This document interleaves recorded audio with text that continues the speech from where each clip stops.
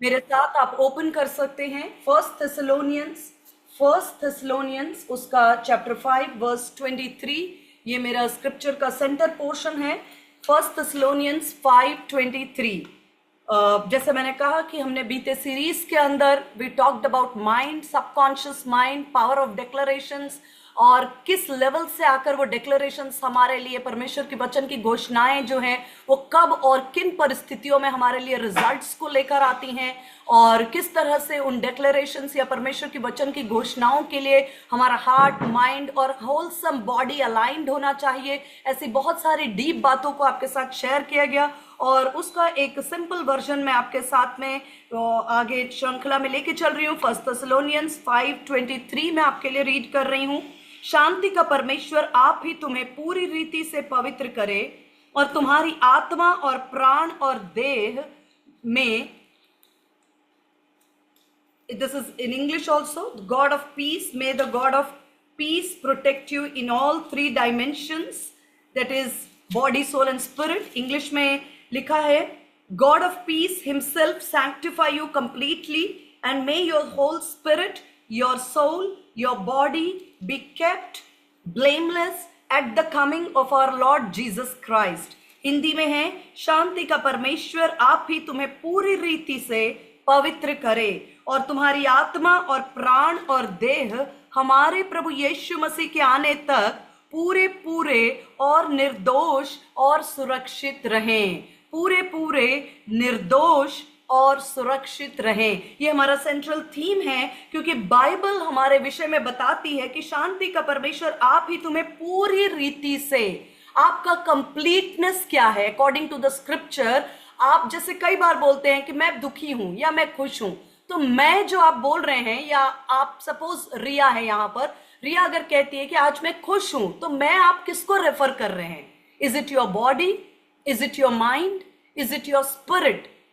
ये बहुत ही इंपॉर्टेंट प्रश्न है। आप सोच रहे हैं कि हम इस विषय पे क्यों बात कर रहे हैं, क्योंकि it will come with many answers. ये आपके लिए बहुत से उत्तरों को लेकर आएगा, और हमारे लिए आने वाले समय में बेहतर रोशनी को परमेश्वर के वचन से, जो हमारी आवश्यकता है वो हमें परमेश्वर के वचन से मिलेगा। जैसे अगर रिया कहती है, I hope I can take Riya's example, है ना, माइंड नहीं करती। रिया बहुत ही प्यारी और अच्छी बच्ची है, बहुत प्रभु के लिए फेथफुल है। कभी वक्त मिला तो हम उनकी टेस्टिमनी भी सुनेंगे। अगर वो कहती है कि मैं खुश हूं, या तो आप किसको रेफर कर रहे हैं? अपने बॉडी को, या अपने माइंड को, या अपने स्पिरिट को? क्योंकि ये एक बहुत ही इंपॉर्टेंट प्रश्न है। परमेश्वर का वचन जब आपसे बात करता है, वो कहता है शांति का परमेश्वर आप ही तुम्हें पूरी रीति से, परमेश्वर का जो कंप्लीटनेस जो वर्ड आ रहा है आपके लिए, आपको परमेश्वर कंप्लीट या पूरी रीति से कैसे देखता है? आपके पूरी रीति से पवित्र करे तुम्हारी आत्मा, तुम्हारे प्राण और तुम्हारी देह। ये 3 डायमेंशंस में परमेश्वर आपको पूरी रीति से मानता है, तुम्हारी आत्मा, तुम्हारी प्राण और तुम्हारी देह में, और चाहता है कि वो इन तीनों डायमेंशंस में, तीनों आयामों में तुम्हें मसीह यीशु के आने तक निर्दोष और सुरक्षित करे, निर्दोष और सुरक्षित करे। और इंग्लिश में लिखा है God of peace himself sanctify you completely. Completely means what? What are the dimensions in which God's word is referring to completely? It is your spirit, your whole spirit, your soul and your body. Your spirit, your soul and your body be kept blameless at the coming of Lord Jesus Christ. ये परमेश्वर का वचन में लिखा है कि ये परमेश्वर का प्लान है, ये परमेश्वर की इच्छा है, जो शांति का परमेश्वर है। आपके तीनों आयामों में आप ज्यादातर अपने विषय में अगर कभी सोचते हैं या आप अपने बारे में बात करते हैं, तो आप खुद ध्यान करिए कि आप अपने कौन से डायमेंशन के बारे में बात कर रहे हैं। आप कहते हैं इन दिनों में काफी अपसेट रहती हूं, या कोई कहता है इन दिनों में बहुत खुश रहती हूं। आप अपने कौन से डायमेंशन की बात कर रहे हैं? यदि हम बात करें आपका एनिमी या आपका शत्रु आपको जब अटैक कर रहा है, तो वो एक्चुअली इन तीनों में से कौन से डायमेंशन पर अटैक करने के लिए वो उसको एक्सेस है, या वो कर सकता है, या उसकी पहुंच कहां तक है? Let me tell you one very very clear thing. मैं आपको बहुत स्पष्ट परमेश्वर के वचन से कुछ बातों को बताना चाहती हूं जिससे आपको बहुत याव मिलेगा और आपके आंखों में एक बहुत बड़ी स्पष्टता आएगी. पहली बात यह है कि जो कोई मसीह यीशु में है वो नई सृष्टि है. पुरानी बातें बीत गई. ये कहां लिखा है, कोई मुझे बताएंगे? कोरिन्थियंस, यस, 1 Corinthians 5:17, isn't it? ठीक है, मैं आपके लिए ओपन कर रही हूं. 1 Corinthians 5, if I'm right, it is 5:17. पहला कुरिन्थी 5 का 17 नहीं, दूसरा कुरिन्थी. मैं सोचती हूं अब तक मुझे आप लोगों से भी हेल्प थोड़ी मिलनी चाहिए रेफरेंस में. 2 Corinthians 5:17, I think.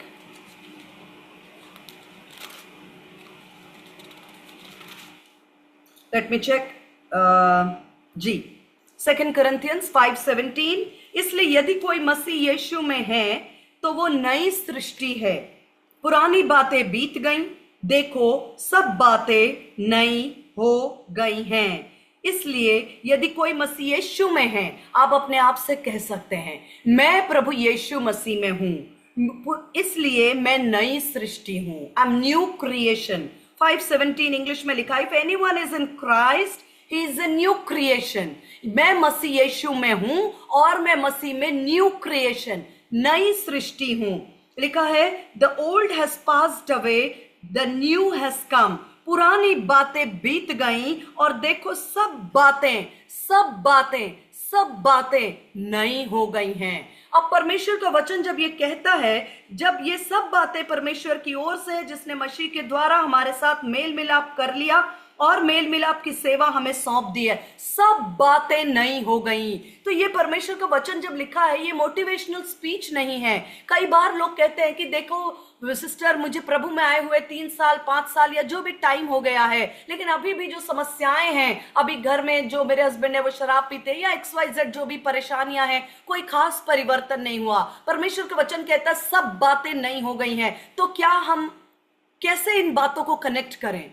परमेश्वर का वचन कहता है कि तुम नई सृष्टि हो. तुम्हारे अंदर परमेश्वर ने जो आत्मा दिया है, इन स्पिरिट आत्मा में तुम नई सृष्टि हो. परमेश्वर ने आपकी पुरानी आत्मा जो पाप और अंधकार के कारण मृत अवस्था में थी, मैं टाइम के कंस्ट्रेंट के कारण कुछ लिमिटेड वर्सेस, इफिसियों 2 के अंदर लिखा हुआ है कि हम पहले मरे हुए दशा में थे. Let me open this. इफिसियों 2 का 10 भी मैं आपके लिए, स्क्रिप्चर्स मैंने लिखे नहीं है, लेकिन मैं आपके लिए जैसे जैसे होली स्पिरिट दे रहे हैं, 2 अध्याय उसके अंदर लिखा है कि उसने तुम्हें भी जिलाया. 2 अध्याय का पहला वचन, उसने तुम्हें भी जिलाया जो अपने अपराधों और पापों के कारण मरे हुए थे. हम जब अपने अपराधों और पापों के कारण मरे हुए थे, और रोमियो में लिखा है सबने पाप किया, सब परमेश्वर की महिमा से रहित है. और वचन में लिखा है कि पाप की मजदूरी तो मृत्यु है, और पाप ही में हमने जन्म लिया और पाप के स्वभाव में हमारा जन्म हुआ. और हम सब के सब वचन में लिखा है कि उसने, यीशु मसीह ने हमें भी जिलाया. हम यानी कि मैं, नीलिमा, अपने अपराधों और अपने पापों के कारण मरी हुई दशा में थी. ये कब की बात है? जब मैंने उद्धार नहीं पाया, जब मैंने यीशु को नहीं जाना, जब मैंने पापों की क्षमा नहीं पाई, जब मेरी मुलाकात यीशु मसीह उद्धारकर्ता से नहीं हुई थी, जब मेरा मुलाकात परमेश्वर, जीवित परमेश्वर, सृष्टिकर्ता पिता से नहीं हुआ था. उस समय की बात है कि जब हम जी रहे थे, हम जीवन जी रहे थे, हम उठ रहे थे, हम बैठ रहे थे, हम पढ़ाई कर रहे थे, हम खाना खा रहे थे, हम मौज मस्ती कर रहे, हम सब कुछ कर रहे थे, लेकिन हम अपनी आत्मा में डेड थे, स्पिरिट में हम डेड थे. लेकिन लिखा कि मसीह यीशु का धन्यवाद हो कि जिसने मुझ जैसी मरी हुई दशा, जो अपने अपराधों और पापों में मरी हुई दशा थी, उससे मुझे जिलाया. इंग्लिश में लिखा है कि you were dead in trespasses and sins, and who once walked following the course of this world, जिनसे तुम पहले इस संसार की रीति पर और आकाश के अधिकार के हाकिम अर्थात उस आत्मा के अनुसार चलते थे जो आज भी आज्ञा न मानने वालों में कार्य करता है। एक आत्मा काम करता था जब हम परमेश्वर को नहीं जानते थे, एक आत्मा के चलाए हम चलते थे। यूं ही कोई रिबेलियस नहीं होता, यूं ही कोई शराबी नहीं होता, यूं ही कोई ढीठ नहीं होता, यूं ही कोई पापी नहीं होता, यूं ही कोई अपराधी नहीं होता, यूं ही कोई गलत काम नहीं करता। वो एक आत्मा के अधीनता में चल रहे होते हैं। एक आत्मा जब तक हमारे मुख पर परमेश्वर का प्रकाश और सुसमाचार का तेज नहीं चमकता, तब तक एक आत्मा है जो कि लिखा है वचन में कि इस संसार की रीति पर चलते हैं और आकाश के अधिकार के हाकिम अर्थात उस आत्मा के अनुसार चलते हैं जो अब भी आज्ञा न मानने वालों में कार्य करता है। There is a spirit of disobedience. There is a spirit of disobedience जो आज्ञा न मानने वालों में कार्य करता है। क्योंकि जो छोटे बच्चे होते हैं कई बार वो इनोसेंट होते हैं, लेकिन जैसे जैसे उम्र बढ़ती है, परमेश्वर का वचन कहता है रोमियो 1:18 में कि परमेश्वर ने अपनी परमेश्वरत्व को सब पर जाहिर किया। परमेश्वर ने अपने परमेश्वरत्व को सृष्टि के द्वारा, कायनात के द्वारा परमेश्वर ने सब पर जाहिर किया, लेकिन लोगों ने प्रेफर किया, लोगों ने चुनाव किया और लोगों ने इस बात को अपने लिए चुन लिया कि उन्होंने सत्य को अधर्म से दबाए रखना अधिक बेहतर समझा। वो चॉइस है, वो चुनाव है, वो उनका निर्णय है। और ये आत्मा जो आज्ञा न मानने वालों में आज भी काम करती है, that is spirit of disobedience, जिसके वश में हम भी थे। लेकिन धन्यवाद हो परमेश्वर का कि उस मरी हुई दशा से यीशु मसीह ने मुझे और आपको जिलाया। परंतु परमेश्वर ने जो दया का धनी है, उसने बड़े प्रेम के कारण, जिसने हमसे प्रेम किया और हम जब अपराधों के कारण मरे हुए थे, हमें मसीह यीशु में जिलाया। हम अपराधों के कारण मरे हुए थे, अब हम बॉडी सोल एंड स्पिरिट की बात कर रहे हैं। हमारा स्पिरिट जो है एक तरह से dead in the sense, dead का मतलब पैसिव या इनएक्टिव नहीं है। डेड का मतलब हम ये समझ सकते हैं जीवन से कटा हुआ। जीवन का सोर्स कौन है? जीवन का दरिया, जीवन का मूल कौन है? परमेश्वर। जीवन का सारा उद्गम परमेश्वर से है। परमेश्वर यीशु ने कहा कि मार्ग, सत्य और जीवन मैं हूं। यदि हम यीशु से नहीं जानते थे, यीशु से दूर थे, यीशु को नहीं जानते थे, तो हम जीवन से दूर थे, हम जीवन से कटे हुए थे, हम जीवन से अलग थे, हम जीवन के बहुत ही कहना चाहिए कि पहुंच में नहीं थे। वो दशा कहलाती है यू वर डेड। वो स्थिति परमेश्वर का वचन कहता है कि हम, लिखा है परमेश्वर ने, जिसने हमसे प्रेम किया और हम अपराधों के कारण मरे हुए से थे, हमें मसीह यीशु के साथ जिलाया। जब यीशु मसीह आज से 2000 वर्ष पहले क्रूस की मृत्यु हुई, वो अकेले नहीं मेरे प्रियो। ये एक बहुत फंडामेंटल ट्रूथ है और मैं जानती हूं कि आप सब वचन के अच्छे जड़ पकड़े हुए लोग हैं, लेकिन फिर भी इन बातों को बार बार हमारे सामने अगर पवित्र आत्मा लाता है तो हमें इन बातों को सहर्ष ग्रहण करना है, क्योंकि ये धन्यवाद का विषय है। वचन कहता है कि जब यीशु मसीह क्रूस पर चढ़ाया गया, वो अकेले नहीं था। उस क्रूस की मृत्यु में आप भी शामिल थे, उस क्रूस की मृत्यु में मैं भी शामिल थी। वो मेरे लिए, आपके लिए और हम सबको अपने अंदर, हमारे पाप, हमारे अपराध, हम सबको अपने अंदर समा लेने के बाद, जब उसने रोटी तोड़ी, जो लास्ट प्रभु भोज था, जब वो रोटी तोड़ रहा था अपने चेलों के साथ, उन चेलों के द्वारा उसने सारे संसार को अपने अंदर समा लिया। वो एक ग्रेट एक्सचेंज था। लॉर्ड सपर जो था, प्रभु भोज, वो एक बहुत बड़ा ग्रेट एक्सचेंज था। और जब यीशु ने उनको रोटी दी, उसने कहा कि मेरा बदन और मेरा लहू है। वो एक एक्सचेंज था। उन चेलों को रिप्रेजेंटेशन या प्रतिनिधित्व मानकर पूरे संसार को अपने अंदर ले लिया। आप भी यीशु के साथ क्रूस पर चढ़ाए गए आत्मा में। और जब यीशु तीसरे दिन जी उठा, मृत्यु को हराया, मृत्यु को यीशु मसीह ने हमेशा हमेशा के लिए अधोलोक और मृत्यु की कुंजियों को अपने हाथ में ले लिया और मृत्यु पर फतेह और जय हासिल की, तो केवल यीशु नहीं जी उठा, उसके साथ आप भी जी उठे। आपका भी रिजरेक्शन हुआ।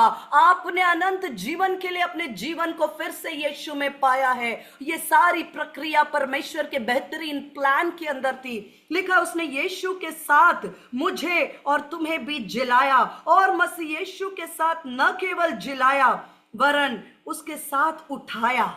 लिफ्टेड अप, और स्वर्गीय स्थानों में उसके साथ साथ बिठाया।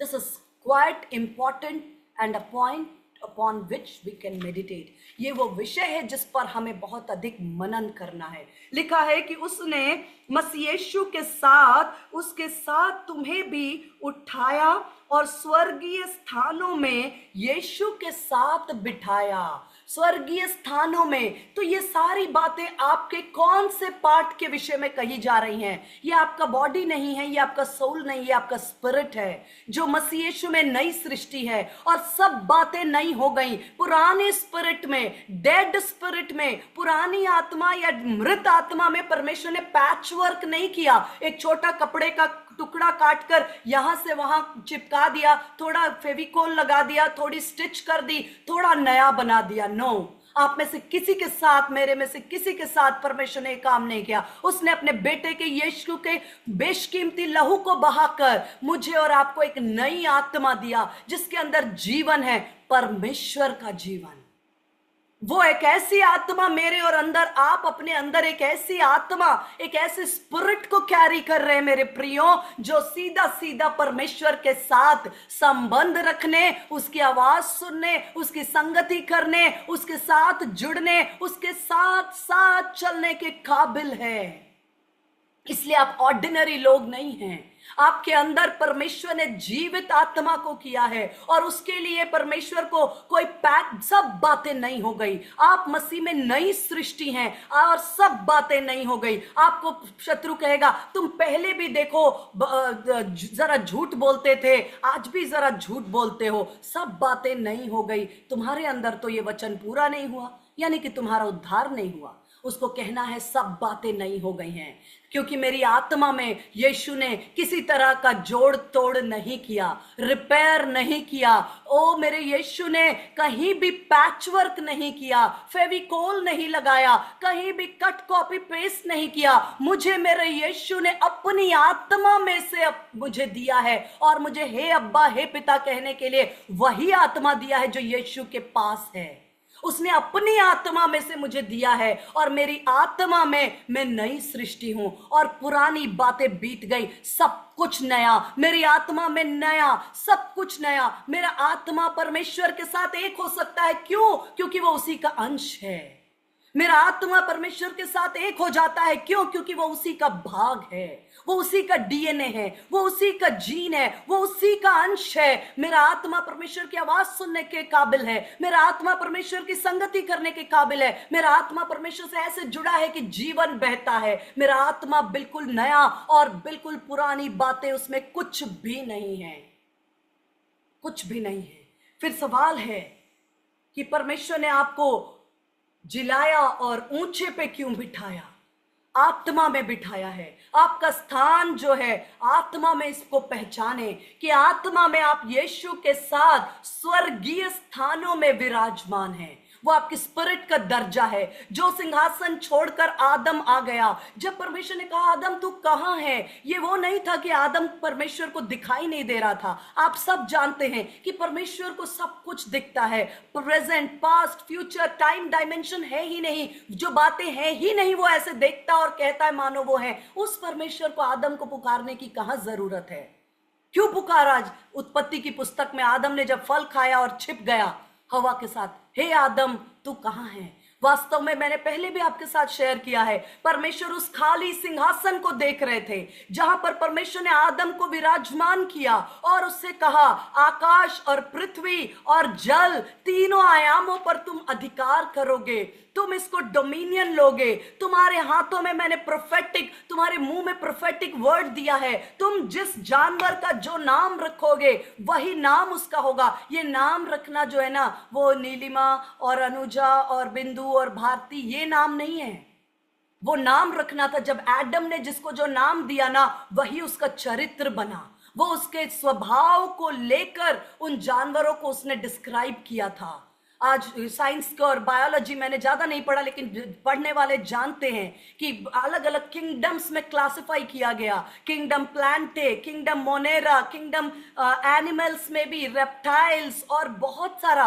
वो किंगडम एक क्लासिफिकेशन है, वो एक समान बिहेव करने वाले, एक समान आचरण, एक समान शारीरिक ढांचा, एक समान ब्रीदिंग, एक समान रिप्रोडक्शन, एक समान उनका आचार खान पान होने वाले सारे जानवरों को एक क्लास, एक ग्रुप में रखा गया। उसी ग्रुप के तहत हमें नाम मिला होमो सैपियंस, जो मानव जाति है। होमो सैपियंस कहा, मैंगो को साइंटिफिकली मैंगफेरा इंडिका, इस तरह से अलग अलग नाम जो है वो साइंटिस्ट ने दिए, लेकिन वो पहले से वो प्रजातियों को आदम के द्वारा परमेश्वर ने इतनी सामर्थ्य दी थी कि उनको डिफाइन किया और आदम को एक सिंहासन पर बिठाया। लेकिन जब वक्त आया, आदम ने अपने आप ही रेजिग्नेशन लिख दिया, अपने आप ही पद को त्याग दिया, अपने आप ही जाकर पत्तों और पेड़ों में छुप गया, क्योंकि वो जान गया था कि जिस पाप को मैंने किया है, जिस बात को मैंने किया है, उसके साथ इस सिंहासन पर मेरा बैठना असंभव है। ये सिंहासन के साथ जस्टिस नहीं है। वो अपने आप ही उसने रेजिग्नेशन देकर वो हट गया। और परमेश्वर ने तब पूछा, आदम तू कहां है? यानी कि परमेश्वर उसके मुंह से सुनना चाहते थे कि उसने गलती की है और उसने सिंहासन को त्यागा है। और वही बात परमेश्वर ने यीशु में मुझे और आपको रिस्टोर किया। मैं फिर से इस वचन को रीड कर रही हूं आपके लिए। जब हम अपने अपराधों के कारण मरे हुए थे, तो हमें मसीह यीशु के साथ जिलाया। आनंदित हो जाएं कि आपको यीशु मसीह के साथ परमेश्वर ने जिलाया। जब यीशु मसीह जी उठा, जब आप रिजरेक्शन मनाते हैं, जब आप ईस्टर जो बोलते हैं या रिजरेक्शन डे, पुनरुत्थान दिवस मनाते हैं, अपने लिए भी आनंद और जय जयकार करें, क्योंकि उस दिन केवल यीशु नहीं, उस दिन आप भी मरे हुए में से जी उठे। और लिखा है, जब हमें अपराधों के कारण मरे हुए थे, मसीह यीशु के साथ जिलाया, मसीह यीशु में उसके साथ उठाया। This is the word. English में लिखा है raised us up, he raised us up, he raised us up। आपको उठाया है, परमेश्वर ने आपको उठाया है। और हम क्या करते हैं? हमारा शत्रु हमें गिराता है, हमें विचारों में गिराता है, हमें निराश करता है, हमारी बातों को, हमारे सिचुएशंस को, हमारी परिस्थितियों को ढाल बनाता है और हमें वो लगातार गिराता है और हमें वो चाहता है कि हमें वो नीचे गिरा दे उस स्थान से जो परमेश्वर ने आपको दिया है। लिखा है हमें उठाया, स्वर्गीय स्थानों में यीशु के साथ बिठाया। इंग्लिश में लिखा है raised us up with him and seated us with him in heavenly places in Jesus Christ। यीशु मसीह में स्वर्गीय स्थानों का दर्जा दिया। आपको एक बहुत इंटरेस्टिंग बात मैं सुन रही थी, मुझे अच्छी लगी, मैं आपके साथ शेयर करती हूँ। जब भी कभी ईगल, यानी कि ईगल बाइबल में जिस पक्षी का बहुत जिक्र है, उकाब, पता है वो अब जब भी स्नेक को या किसी रेप्टाइल को या अपने शत्रु को, ज्यादातर स्नेक या सांप, जब उसे मारना होता है, वो क्या करता है? सबसे पहली बात यह है कि ईगल उसको लेकर सांप को बहुत ऊंचे पे जाता है, बहुत ऊंचे पे जाता है। और ईगल के बारे में हम सब जानते हैं कि वो सोर करता है, ज्यादातर फ्लाई नहीं करता। फ्लाई का मतलब अपने पंखों को फड़फड़ाने के द्वारा उड़ना, उसमें ऊर्जा खर्च होती है, एनर्जी होती है। लेकिन जब एक हाइट के ऊपर चले जाते हैं तो बहुत आराम से, कह सकते हैं, हवा में तैरना। जो उकाब पक्षी होता है वो उतनी हाइट पर चला जाता है क्योंकि उसका बॉडी, परमेश्वर ने उसके शरीर को इस तरह से बनाया और डिजाइन किया है कि वो जितनी हाइट पर जाता है उतना अधिक आराम से वो फ्लाई करता है, वो आराम से सोर करता है, वो बेचैन नहीं होता, वो एनर्जी डिसिपेट नहीं करता, वो आराम से एंजॉय करता है, तैर रहा होता हवा में। और जब उसे अपने शत्रु को मारना होता है, यानी कि जैसे स्नेक या सांप को, तो वो क्या करता है? वो बैटलफील्ड को चेंज करता है। बैटलफील्ड यानी युद्ध भूमि को बदलना। सांप कहां पर चलने के लिए बनाया गया है? जमीन पर रेंगने के लिए। बाइबल स्पष्ट बताती है कि तू जीवन भर मिट्टी में रेंगेगा और धूल चाटेगा। ये सांप का डोमिनियन है, सांप का एरिया है। वो सांप जो है, सर्प, वो जमीन पर अपना शिकार करने के लिए, अपने आप को डिफेंड करने के लिए, अपनी सुरक्षा करने के लिए, अटैक करने के लिए हर प्रकार से वो सक्षम है। कहां? जमीन पर। क्योंकि जमीन या जो अर्थ है, या कहना चाहिए कि आपका जो जमीन पर, वो अपने आप को ज्यादा प्रबल और ताकतवर महसूस करता है, क्योंकि वो वहीं रहने के लिए और वहीं जीवन को फाइट करने के लिए बनाया गया है। और एनिमी, जब ईगल अपने एनिमी को देखता है, वो ईगल कभी भी बहुत आकर जमीन पर सांप से नहीं लड़ता, वो सांप को ऊंचाइयों पर लेकर जाता है, बेहद ऊंचा लेके जाता है। जब वो सांप को एक हाइट पर लेकर जाता है, आधा वो सांप तभी मर चुका होता है। That snake is half dead.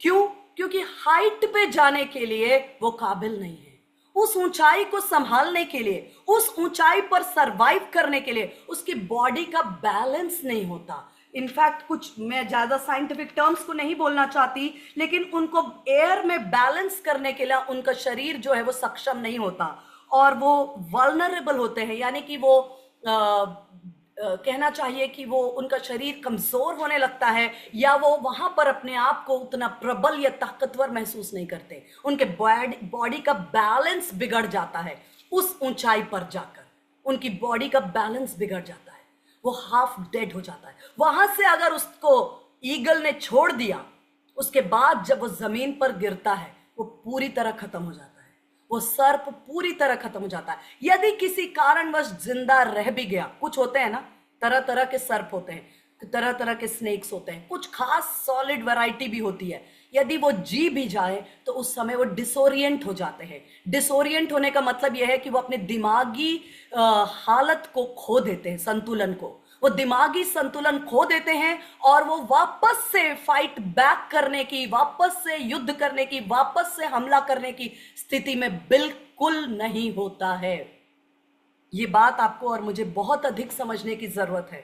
हमारा शत्रु हमें हमेशा क्या करता, विचारों में, हमारे एबिलिटीज को लेकर, कि तुम कुछ नहीं कर सकते, तुम्हारे पास ये एबिलिटी नहीं, तुम गीत नहीं गा सकते, तुम अच्छा जॉब नहीं कर सकते, तुम अच्छा बिजनेस नहीं कर सकते, तुम अच्छा फैमिली नहीं रन कर सकते, तुम बहुत सी, तुम्हारे अंदर 1000 कमियां हैं। और कभी कभी हम भी अपने आप को ना ऐसे लोगों के आसपास रखना पसंद करते हैं जो हमारे साथ हाय हाय का राग अलापना पसंद करते हैं।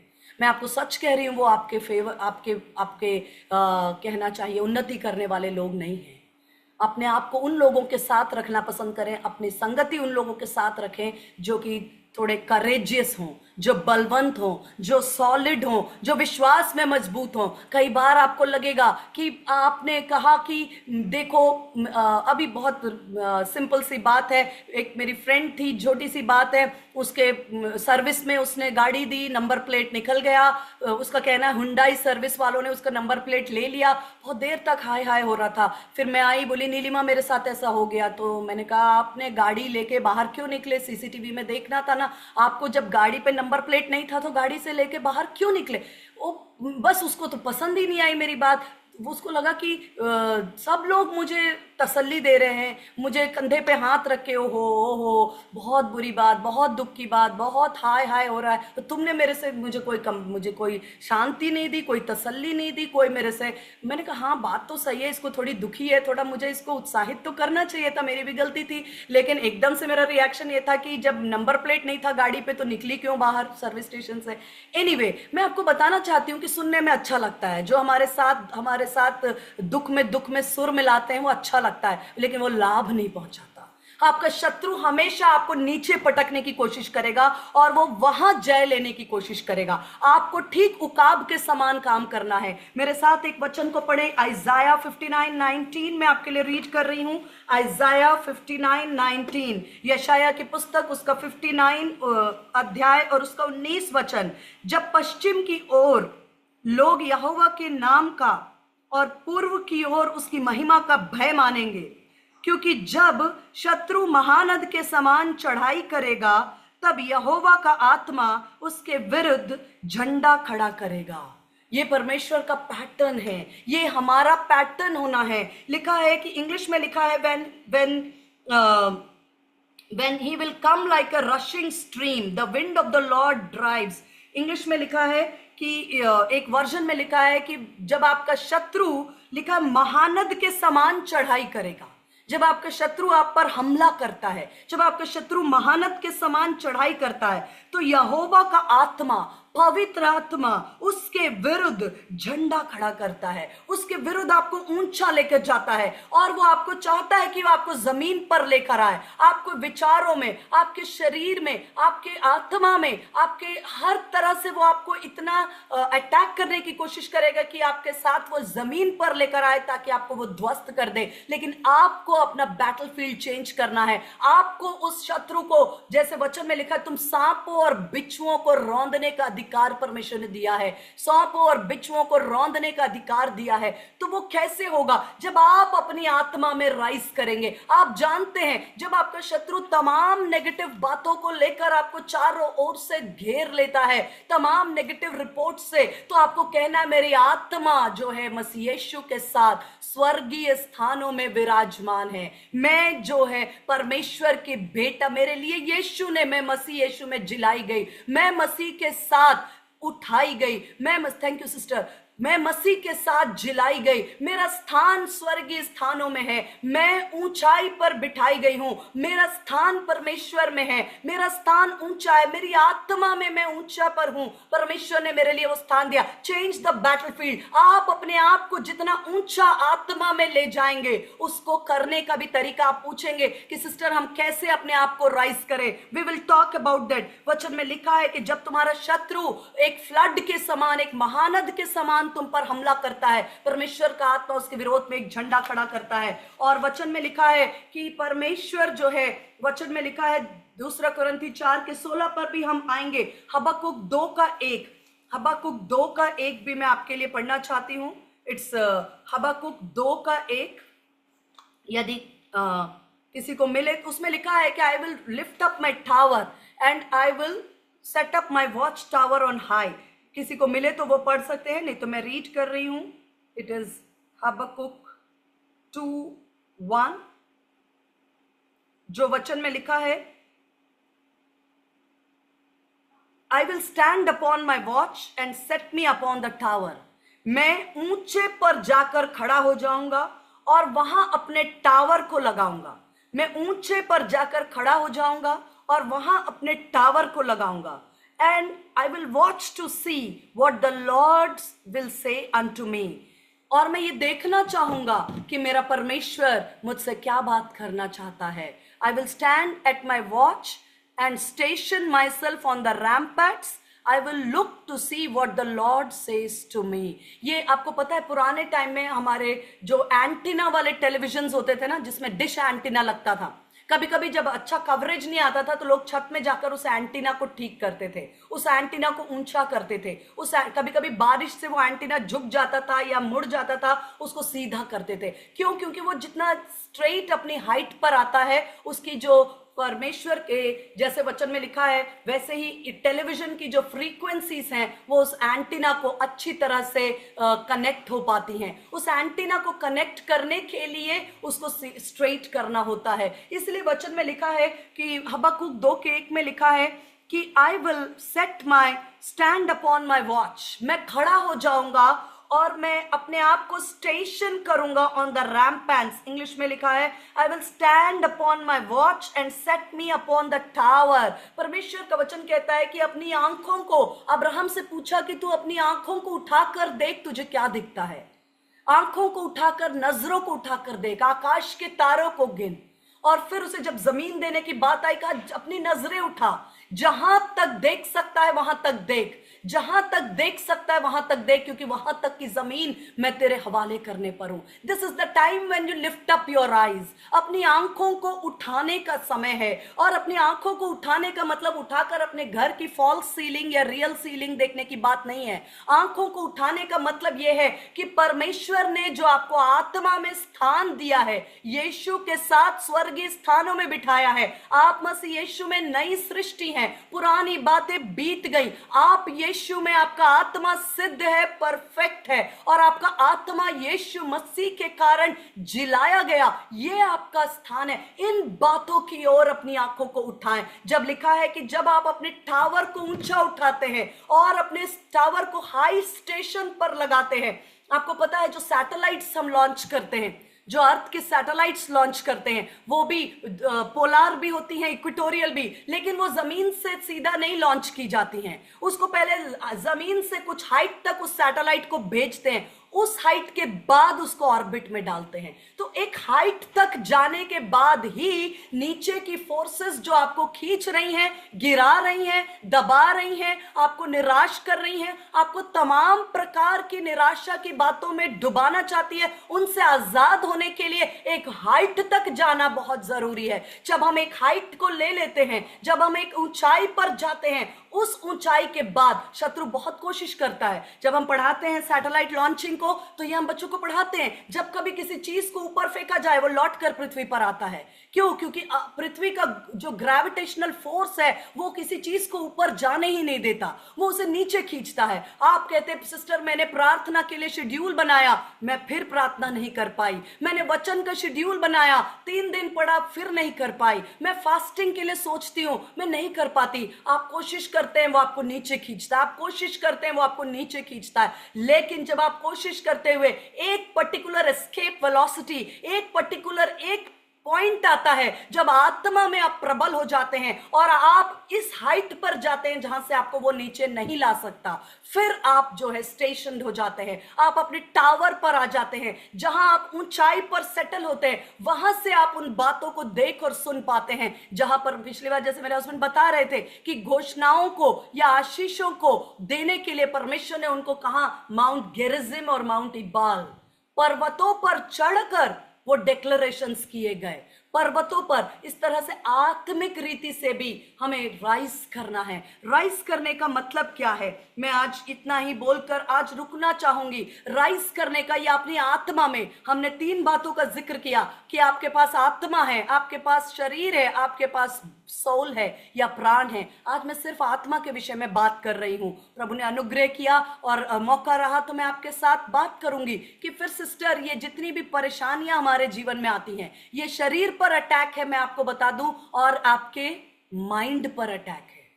आपकी आत्मा को शत्रु छू नहीं सकता, आपकी आत्मा को शत्रु छू नहीं सकता। मैं आपको बताऊं, यदि दुष्टात्मा हमारी आत्माओं को टच कर पाती, तो आप जानते हैं जब किसी की मृत्यु होती है तो उसकी आत्मा उस शरीर से अलग हो जाती है, और जब वो शरीर डेड होता है उसमें कोई दुष्टात्मा नहीं आती, उसमें कोई दुष्टात्मा नहीं आती। दुष्टात्मा केवल उस शरीर में आती है जिसमें आत्मा होती है। लेकिन जब वो सोल के कारण, सोल क्या है? प्राण, प्राण जिसको आप बोलते सोल, जो आपका विल है, आपके इमोशंस है, आपका बुद्धि है, ये दोनों के बीच ब्रिज है। वो आपके आत्मिक जीवन, आत्मा और आपके शरीर के बीच ब्रिज है। आपकी आत्मा और शरीर के बीच में वो एक पुल का काम करता है। हम नेक्स्ट टाइम कभी देखेंगे कि ये जितनी भी परेशानियां, विचार, ये आपके शत्रु जो अटैक कर रहा है वो केवल आपके शरीर पर और वो आपके माइंड पर अटैक कर सकता है। इसलिए परमेश्वर का वचन कहता है कि आत्मा को तो मैंने बचा लिया है, मसीह यीशु के साथ जिलाया है, स्वर्गीय स्थानों में बिठाया है, अब तुम्हें पूरी रीति से, यानी कि शरीर में भी और प्राण में भी पूरी रीति से मसीह यीशु के आने तक निर्दोष और सुरक्षित रखना।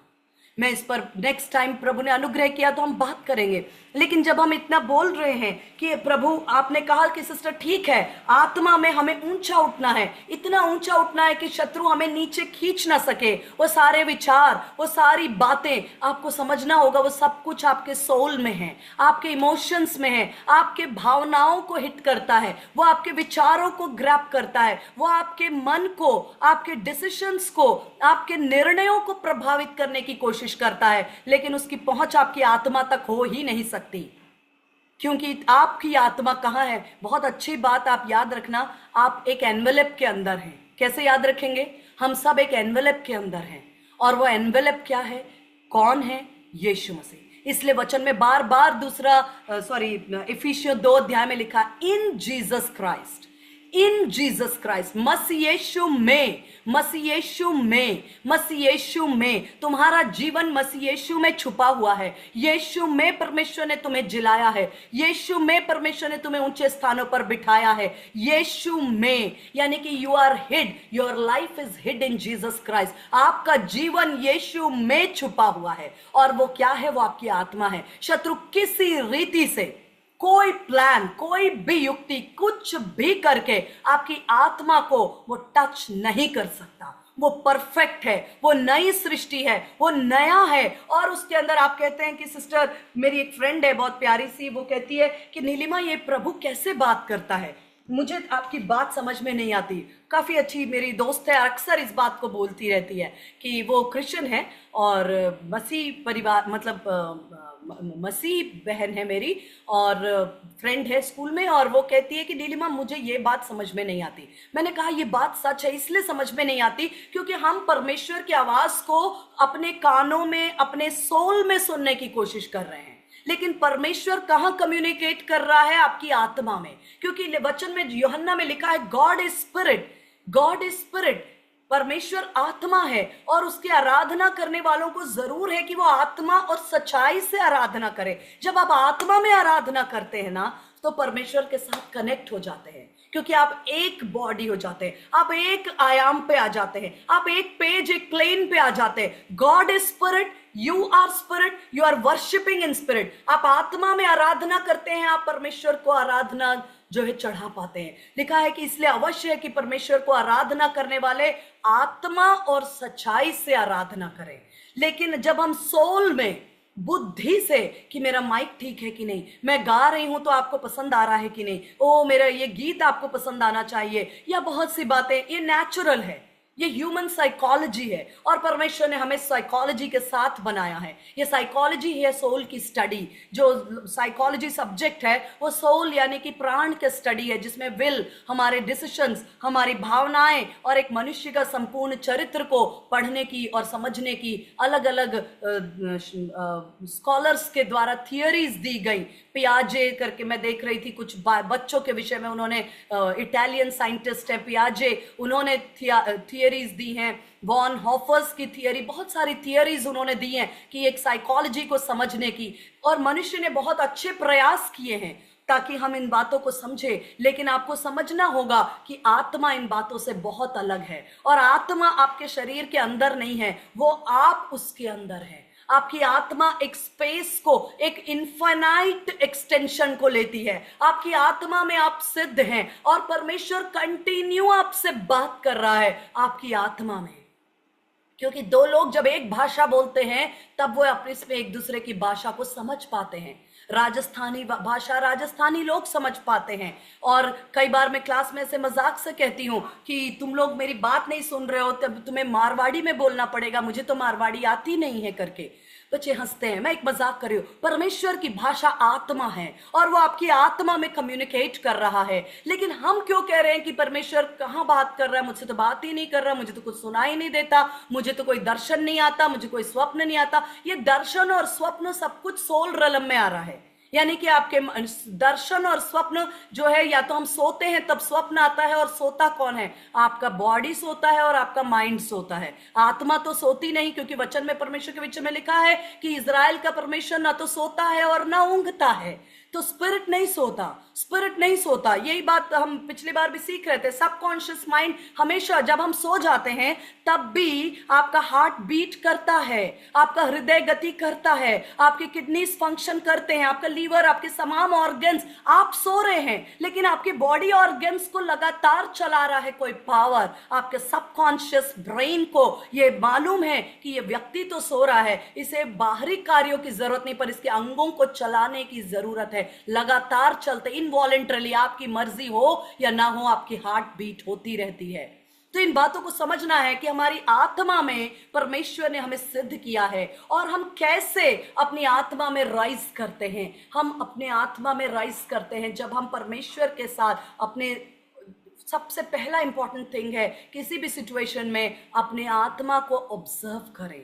थोड़ी स्थिरता और थोड़ी स्टिलनेस, थोड़ी स्थिरता। दिन भर में कोई ऐसा वक्त अपने लिए जरूर आप अलग करें जहां आप कुछ समय शांत होकर के, प्रेयर एक अलग चीज है। प्रेयर में हम बोलते हैं, प्रभु आप देखिए मेरे पास बिजली का बिल है, मेरे पास पानी का बिल है, मेरे पास स्कूल का फीस है, मेरे पास मकान का किराया है, और ये सब कुछ आपको पूरा करना है क्योंकि आप यहोवा यीरे हैं, और आमीन। नो, इस तरह का कम्युनिकेशन जो है वो आपको परमेश्वर की नजदीकी में नहीं लाता। इस तरह की बातचीत जो है वो आपके परमेश्वर के साथ इंटीमेसी को नहीं बढ़ाता, आपके इनर मैन यानी भीतरी मनुष्यत्व को पोषण नहीं देता, आपके भीतरी मनुष्यत्व को स्ट्रॉन्ग या स्ट्रेंथ नहीं देता। आपको स्पिरिट में वॉच करना है, वॉच करना है, ऑब्जर्व करना है। मैं 2 मिनट लेकर एक बात बताकर यहाँ कंक्लूड करना चाहती हूँ, क्योंकि मैं आप सबके टाइम को रिस्पेक्ट करती हूँ कि आप बेहद ईमानदारी से हमारे साथ, इतना आसान नहीं है दोपहर के 3 बजे कनेक्ट होना और हमारे साथ टाइम स्पेंड करना। मैं आपके टाइम को रिस्पेक्ट करती हूँ, इसलिए मैं टाइमली इसको कंक्लूड करना चाहती हूँ, even though we started little late because we were waiting for you, but never mind, हम समझते हैं आपकी बातों को। मैं आपको बताना चाहती हूँ कि जब आप स्थिर होकर के, ठीक है परमेश्वर, ये सब प्रेयर करना भी अच्छी बात है, प्रेयर करना यीशु मसीह ने सिखाया है, आज की रोटी आज हमें दे और हमारे अपराधियों को क्षमा कर, दैट्स ओके। बट हमें एक समय आता है जब आत्मा के साथ आपको ऑब्जर्व करना है, आपको शांत रहकर देखना है कि आपकी आत्मा में, आप कहेंगे सिस्टर कहाँ देखूं, सिर को देखूं कि हाथ को देखूं, हृदय की ओर देखूं कि माइंड की ओर देखूं, न कहीं मत देखिए, आंखों को बंद करिए और सिंपल बोलिए परमेश्वर आपका आत्मा मेरे मुझसे बात करे, और जो आप मेरी आत्मा से बात करते हैं वो मेरी सोच में, बुद्धि में, भावनाओं में आप उसे प्रकट करें। क्योंकि उसको मैं अभी जो मैं आपके साथ वचन शेयर कर रही हूं वो अपने माइंड और इंटेलेक्ट और विल को इस्तेमाल कर रही हूं, अपने स्पिरिट को आपके साथ कनेक्ट कर रही हूं, अपने स्पिरिट को अपने माइंड के साथ एक करने के बाद ही मैं वचन के फ्लो को लेकर आ पा रही हूं। मेरे स्पिरिट से आ रहा है जो मेरे वोकल कॉर्ड से, ब्रेन से पूरी तरह से नेटवर्किंग होकर के आपके साथ पहुंच रहा है। तो ये अलाइनमेंट है, आपकी आत्मा और आपका सोल जब अलाइन होने लगते हैं, क्योंकि सारा बैटल ग्राउंड आपके ब्रेन को एनिमी जो है वो तमाम नेगेटिविटी से भरता है, लेकिन आपको जानना है कि मैं मसीह के अंदर सुरक्षित हूं और परमेश्वर ने मुझे ऊंचे स्थान पर, मेरी आत्मा को शत्रु तो टच भी नहीं कर सकता, मैं कोई भी मेरे अंदर कमी हो, लेकिन परमेश्वर के यीशु मेरी धार्मिकता है।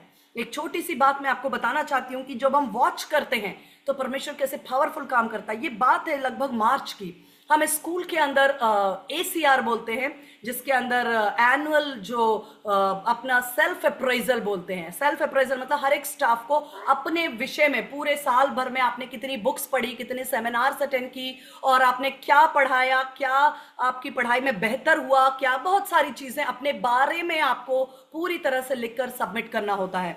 उसमें एक क्वेश्चन हमें दिया गया था कि सीटेट यानी कि टीचर्स एलिजिबिलिटी टेस्ट, सीटेट के लिए आप कैसे प्रिपेयर करेंगे। तो बहुत सारे स्टाफ पढ़ते ही उन्होंने एकदम हंसने लग गए, मजाक किया और उन्होंने कहा कि स्टूडेंट्स को नीट, उसमें था नीट, जेई और सीटेट, ये सब एग्जाम्स के लिए कैसे प्रिपेयर करेंगे। तो सब हंसने लग गए कि नीट और जेई तो बच्चे प्रिपेयर करते हैं, वो तो हम उनको कराएंगे, लेकिन सीटेट जो है वो बच्चे दे ही नहीं सकते, क्योंकि वो ग्रेजुएशन के बाद देते हैं। 12th के बाद कोई बच्चा टीचर्स एलिजिबिलिटी टेस्ट नहीं दे सकता। हमारे प्रिंसिपल को ना ऐसा लगता है कि कुछ ज्ञान की कमी है, उन्होंने ऐसा लिख दिया। सब लोग हंस रहे थे, लेकिन मैं पता नहीं क्यों, मैंने जब वो वर्ड देखा ना, मैंने कहा ये हमारे प्रिंसिपल को भी मैं जानती हूँ कि वो मजाक नहीं करते और वो बहुत ही एक मैच्योर इंसान है। मैंने वो सीटेट देखा, मैंने कहा नहीं, इस बात में कुछ तो गंभीरता है। उसके बाद सबने हंसी मजाक किया और सबने लिख दिया कि ये हमारे लिए ये सीटेट नाम की चीज हमारे लिए है ही नहीं, और जो भी उनको लिखना था वो लिख दिया। और उसके बाद मैंने उस कॉलम पर आकर लिखा कि ये मैं देखूंगी करके। उसके बाद ऐसा हुआ कि उन्होंने स्टेज पर से एक दिन बोला कि टीचर्स आप में से कोई सीटेट क्लियर्ड हैं कि नहीं। तब भी लोगों ने एक ही बार बोला, तब भी लोगों ने मजाक उड़ाया कि ये सीटेट के लिए पूछ रहे हैं, इनको कुछ ना कुछ हमें फंसाना होता है। वो बात हो गई मार्च की। और लेकिन मैं घर आई, मैंने खूब सोचा, मैं जनरली डिस्कशन भी करती हूँ, मैंने मेरी सिस्टर के साथ डिस्कशन किया, थोड़े मेरे एक भैया हैं जॉन भैया, उनके साथ डिस्कशन किया, बहुत सारा डिस्कशन करने, मंथन करने के बाद फाइनली मैंने बोला कि ये सीटेट जो है ना मैं दे दूंगी, ये एग्जाम मैं दे दूंगी। जब भी एग्जाम होगा ना, आज हो या कल हो या परसों हो, ये गवर्नमेंट, सेंट्रल गवर्नमेंट कंडक्ट करती है, ये मैं दे दूंगी, इसका काम खत्म करेंगे। अगर ये कुछ भी है नहीं है, हालांकि वो होता ही नहीं है, वो 8 तक के टीचर्स के लिए है, वो 9, 10, 11, 12 के टीचर्स के लिए एप्लीकेबल ही नहीं है। और मैं 11, 10, 12 ही पढ़ाती हूँ, तो वो मेरे लिए एप्लीकेबल नहीं है। लेकिन मैंने ऐसे सोच लिया और फिर मैंने क्या किया, उसका सिलेबस वगैरह देखा और 2-4 किताबें बतावे देखी, फ्रेंड्स के साथ में लाके उसको रख दिया। फिर उसके बारे में फिर मैं मतलब ठीक है, मैंने मन में मैंने सारा, जैसे स्कूल में कोई मजाक उड़ा रहा है, कोई प्रिंसिपल का मजाक उड़ा रहा है, सब लोग कह रहे हैं हमारे लिए अवेलेबल, सब सारी बातें सुनने के बाद मेरे आत्मा में आया कि बेटा तू तो जब भी एग्जाम हो ना तो कर लेना। तो मैंने कहा ठीक है, एग्जाम कर लेंगे। अभी तो पहले तो किताबें ले आते हैं, तो किताब लाने में हम सब बहुत होशियार होते हैं। पहले किताब ले आए, इधर उधर फ्रेंड से पूछ के, थोड़ी सिलेबस भी ले आए, हालांकि उसको मैं बहुत ज़्यादा कुछ। फिर अभी पिछले 4 या 5 दिन पहले Supreme Court, none other than India सबसे हाईएस्ट बॉडी सुप्रीम कोर्ट ने फैसला दिया, हर टीचर जो कि किसी भी स्कूल में काम कर रहा है उसको ये एग्जाम क्लियर करना जरूरी है। इसके बिना वो अपने जॉब में सरवाइव नहीं कर सकते। ये कब की न्यूज़ थी? ये न्यूज़ थी शायद पिछले हफ्ते की। आप में से ज़्यादातर लोगों ने सुना, देखा, पढ़ा भी होगा, मैं समझती हूँ 1 हफ्ता, यानी कि ये न्यूज़ है सितंबर की। और ये डिसीजन मेरे मन में ले लिया मैंने मार्च या अप्रैल में, जबकि उस समय सिर्फ सब लोग हंस रहे थे, कोई कोरिलेशन नहीं था, और है भी नहीं। 9 to 12 के टीचर्स के लिए आज भी वो सिलेबस नहीं है। मुझे नहीं पता था, मुझे सिर्फ इतना अंदर से कहते हैं ना, किसी बात पे बहुत सारा चर्चा और विचार करने के बाद एक निर्णय आप लेते हैं। वो निर्णय मेरा था कि भले ये हो ना हो, मैं इसको कर लूंगी, और मैं उस बारे में मन बना चुकी थी। वो अलग बात है कि उसके फॉर्म्स वगैरह नहीं निकले, और अब जाके वो सुप्रीम कोर्ट का ऐसा निर्णय आया है कि अब उसको कोई बदल नहीं सकता। और आप जानते हैं कि निर्णय का मतलब निर्णय होता है। तो ये होता है जो, अगर हम बुद्धि से चलते हैं, हम लोगों की बातों से चलते हैं, हम आज तक भारत में क्या हो रहा है उसको पकड़ के बैठेंगे, आज तक के नियमों को पकड़ के बैठेंगे, लोगों की बातें सुनेंगे, चारों ओर की बातों को सुनकर निर्णय लेंगे, तो हम अपने निर्णय बेहतर रीति से नहीं ले पाएंगे। लेकिन आपकी आत्मा में कुछ बातें ऐसे आएंगी जो आपकी बुद्धि के साथ मैच नहीं कर रही। 9 से 12 के टीचर्स के लिए वो है नहीं, आज तक भारत में हुआ नहीं कि ये टीचर्स कभी दिए हों, और किसी भी केंद्रीय विद्यालय से लेकर किसी भी गवर्नमेंट स्कूल में ये एप्लीकेबल नहीं है, ये है वो है। तमाम तर्क और वितर्क के अगेंस्ट में आपकी स्पिरिट में एक आवाज आती है जिसका कोई लेना देना बाहरी बातों से, डिस्कशन से नहीं होता है। लेकिन उसके 6 महीने के बाद एक निर्णय supreme court, all of a sudden, out of the क्या बोलना चाहिए, ब्लूज, वो निर्णय आ रहा है कि आप हर टीचर को 2 साल का समय है, 2 साल के अंदर सीटेट करो, नहीं तो गुड बाय।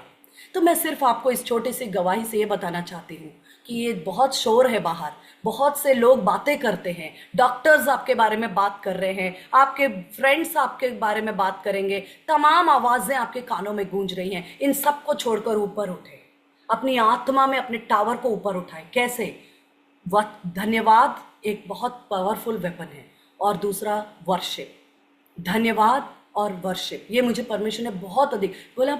बहुत कुछ हम दूसरों को देखते हैं, हमको लगता है देखो उसके पास ये है, मेरे पास नहीं। परमेश्वर कहता है जो तुम्हारे पास है उसके लिए धन्यवाद करो। अपने 2 रोटी और 5 मछली के लिए धन्यवाद करो। अगर मल्टीप्लिकेशन देखना चाहते हो तो आपके पास क्या है उसके लिए धन्यवाद करो। आपके पास क्या भलाई है आप उसके लिए धन्यवाद करो। आप आंख खोल कर देखो, आप धन्यवाद करो, परमेश्वर आपकी लिस्ट को लंबी करेंगे। आप कहेंगे प्रभु मैं क्या धन्यवाद करूं, एक भी बात जिंदगी में सीधी नहीं दिखाई दे रही है। आप एक बात के लिए धन्यवाद शुरू करिए, दूसरा परमेश्वर का आत्मा ऐड करेगा, तीसरा परमेश्वर का आत्मा ऐड करेगा, चौथी बात आपके जहन में आएगी, 5वीं बात आपकी आंखों के सामने आएगी। आप ऐसा किसी व्यक्ति के लिए कर सकते हैं, अपने स्पाउस के लिए, अपने हस्बैंड के लिए, अपने वाइफ के लिए, अपने बच्चों के लिए, कितने ही वो होपलेस दिखाई दे, कोई एक बात से शुरू करिए, धन्यवाद देना शुरू करिए और परमेश्वर को वर्शिप करिए। क्योंकि धन्यवाद आप परिस्थितियों और लोगों के लिए देते हैं, लेकिन जब आप वर्शिप करते हैं फिर आप लोग, परिस्थिति सब भूल जाते हैं। आपका पूरा पूरा कंसंट्रेशन, पूरा फोकस केवल परमेश्वर होता है, और वो परमेश्वर को बेहद पसंद है। जब किसी और के बारे में बात नहीं करते, सिर्फ आप अपने खुदा से बात करते हैं। आप होते हैं और आपका पिता होता है। बीच में बिजली का बिल नहीं होता, बीच में परेशानी नहीं होती, बीच में रेंट नहीं होता, सिर्फ आप और आपका परमेश्वर, आप और आपका परमेश्वर। पूरा अटेंशन उसको दीजिए, पूरा केंद्र उसे बनाइए, पूरा वर्शिप उसे दीजिए। वो बेहतरीन समय होता है और आप स्पिरिट में एलिवेट हो जाएंगे और आप अपने शत्रु को ऊंचाई पर ले जाकर ऐसा गिराएंगे कि वो सांप दोबारा पलटकर वार करने के लायक नहीं रहेगा। और जब आप ऊंचे पर जाते हैं आपका शत्रु वैसे ही अधमरा हो जाता है। मैं यहाँ रुकना चाहती हूँ, सॉरी हम थोड़ा ओवरबोर्ड गए, लेकिन मैं यहाँ रुकना चाहती हूँ और मैं रिक्वेस्ट करती हूँ आप सबसे, जल्दी से हम आंखों को बंद करेंगे और मैं रिक्वेस्ट करती हूँ मेरे हस्बैंड से कि छोटी प्रार्थना में हम सबको लीड करें। Thank you Lord. प्रभु धन्यवाद करते हैं, यीशु मसीह के नाम से हम तेरे चरणों में आते हैं। धन्यवाद करते हैं प्रभु, तेरी बातों के खुलने से प्रकाश होता है। और प्रेम परमेश्वर, तेरा वचन कहता है कि परमेश्वर ने जो आत्मा मनुष्य को दिया है वह परमेश्वर का प्रकाश है, उसकी ज्योति है। प्रेम पिता परमेश्वर, वो हमारे जीवन में चमकती रहे प्रेम पिता परमेश्वर, और तेरे ज्ञान की रोशनी हम पर आती रहे। तूने हमें नया जन्म दिया प्रेम पिता परमेश्वर, आत्मा में हमें सिद्ध किया प्रेम पिता परमेश्वर, और उसी आधार पर प्रभु अपने वचन के द्वारा, और तूने मनुष्य को जाते समय दान दिए प्रभु। तेरा वचन कहता है 5 प्रकार की सेवकाई जो तूने दी है प्रेम पिता परमेश्वर, ताकि तेरा जन सिद्ध बने, और अपनी आत्मा को हमारे साथ दिया प्रेम पिता परमेश्वर, जो तेरे अनुग्रह का आत्मा है, जो पवित्र आत्मा है, जो पुत्र का आत्मा है। हम उन्हीं बातों पर ध्यान लगाएं प्रेम पिता परमेश्वर। इस संसार के ज्ञान को परमेश्वर ने मूर्खता ठहराया है प्रेम पिता परमेश्वर, लेकिन ज्ञान वही है प्रेम परमेश्वर जो ऊपर से उतरता है प्रेम पिता परमेश्वर। उसी आत्मिक ज्ञान में बढ़ने के लिए हमारी सहायता कर, मदद कर, इन दिनों में अगुवाई कर प्रेम प्रभु। हम सब पर तेरा अनुग्रह छाया कर प्रभु, यीशु मसीह के नाम से।